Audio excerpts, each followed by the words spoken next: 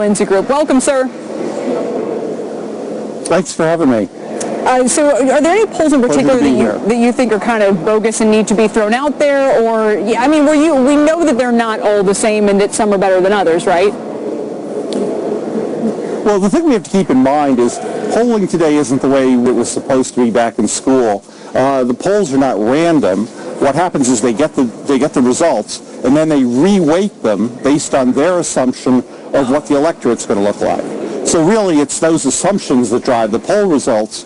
And a lot of the ones with the bigger Clinton lead, I think, reflect a very optimistic view about how many more Democrats are going to vote than Republicans. They have actually a wider spread there than we had in 2012. I think that's unlikely, but you never know. Yeah. Well, but that's what's driving the difference. I'm just saying I've heard a lot of Republicans lately, Larry, basically just kind of throwing in the towel and bracing themselves to see how bad it's going to be. Yeah, so you have those other polls that basically have the election tied. Yeah. They have a Republican-Democrat difference of about 4. The ones with Clinton way ahead have a lead of about 9 for the Democrats, just in who they're asking. So, of course, you're going to get different results. And, frankly, the good thing about democracy is we're not going to know till November 8th who actually votes. Yeah. Well, that's true. Larry, I guess the big question is, aside from these different pollsters having a different calculation of what the ultimate voting breakdown might be, what's the incentive to try and cook the books here? It's pretty short-sighted, I would think. Well, I think there's an effort to get a bandwagon effect going here. It's pretty clear what side the major networks are on in their news coverage.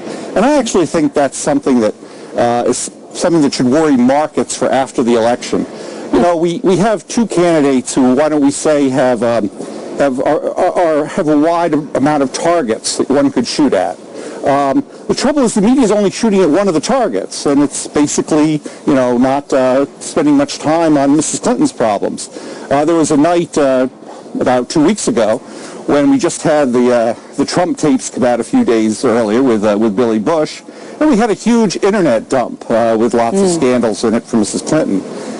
Collectively, the news media spent 23 minutes on Trump and 57 seconds on Mrs. Clinton's problems. And why that's important for markets isn't about this election, it's about later. If she were to be president, who's going to keep an eye on her? Who's going to keep an eye on the kinds of side deals that may be happening, the regulatory abuses, the IRS, whatever it may be? And that's why I think that's an important issue that markets should start thinking about now.